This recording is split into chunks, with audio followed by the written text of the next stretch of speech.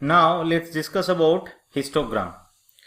So histogram is basically a plot that breaks the data into bins, different bin. Suppose your data is from 0 to 35 and you want to see what is my frequency from 10 to 15.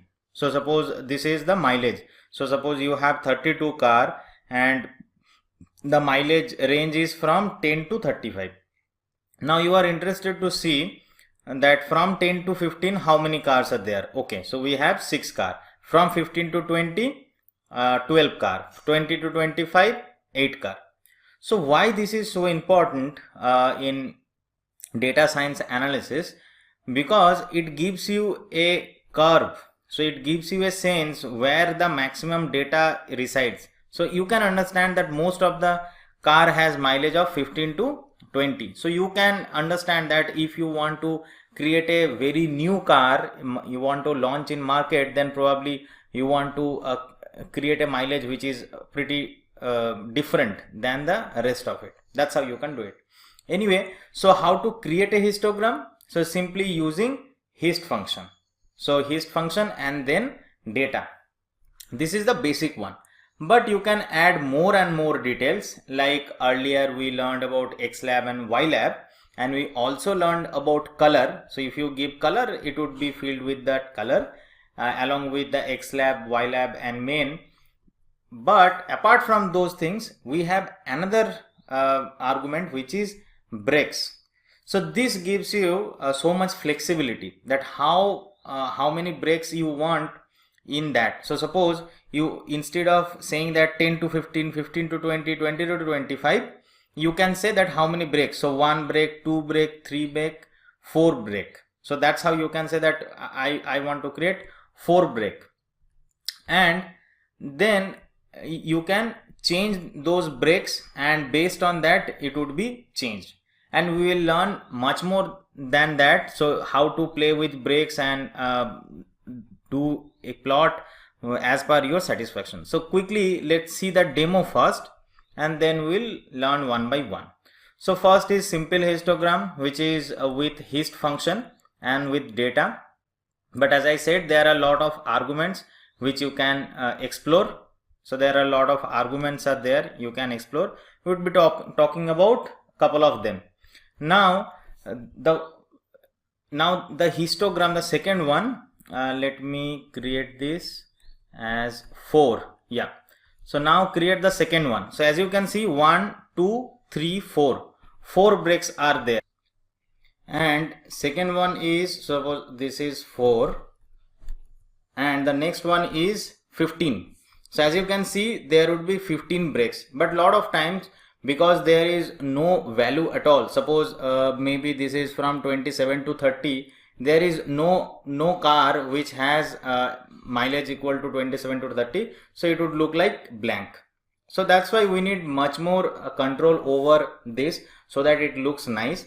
So that's why the second example with air passenger, this is another data set which I have already loaded.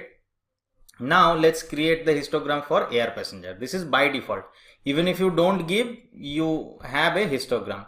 Now using color and all those things, definitely you can color it. That's not an issue. Let me give some color as well. Yeah, as you can see some color as well. But what about changing those breaks? Now I am going to create air passenger histogram with 5 breaks. So you have 1 2 3 4 5 breaks. So starting from 100, ending on 700, but in between there are 5 breaks. Now if you want to have more control over the breakpoint between bins, you can enrich the break argument by giving it a vector of breakpoints. Like you can say, I want 100 to 300, 300 to 500 and 500 to 700. That's how you can say, instead of using a number. Let's create that thing. So what I am doing, so instead of giving a number, I am passing a vector and I am saying that I need from 100 to 300, 300 to 500, 500 to 700. And now there is another way to do it, and that would give you much more flexibility, which is using the sequence function. because if the label, the number of bean you want more than 3, it would be very difficult for you to actually create manually 100 to 300 and all those things. What you can do, simply you can say that 100 to 700, and in between I need 200 as a gap.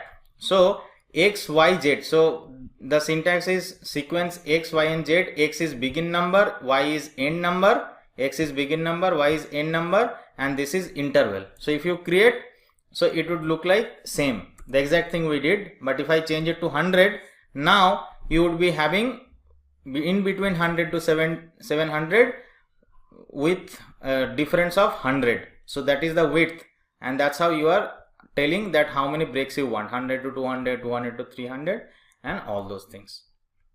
And interestingly, you can actually combine these two functions as well. So if you remember, what did I say, that you can use combine function and vector, that you can say I want 100 to something, something to something, and end should be with 700.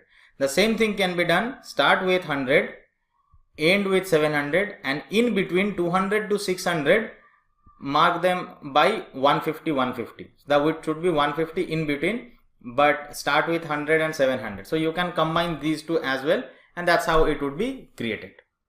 So as you can see now, between 200 and to 600 it's 150. So 200 to 350, 350 to 500. That's how it would be created. So there are different kind of option you can choose, and based on the perfect result you have control over the histogram. But try to understand where we normally use this histogram. We normally try to see the frequency or the density for your variable.